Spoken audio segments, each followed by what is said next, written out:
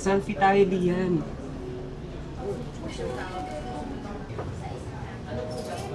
Hey, tulala.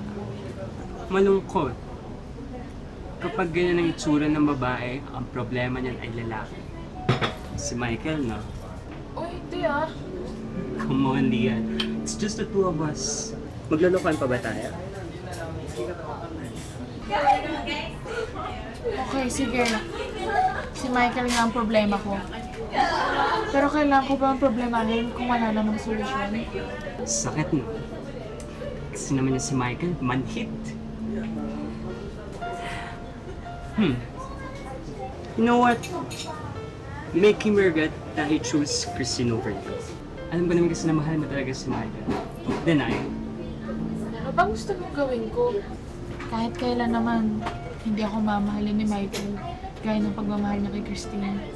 NSN. Ano? Never say never. Bakit? Kasal na ba sila? Ay nako, gagawa natin to ng paraan. Tsaka, I believe in you, so try to believe in me, okay?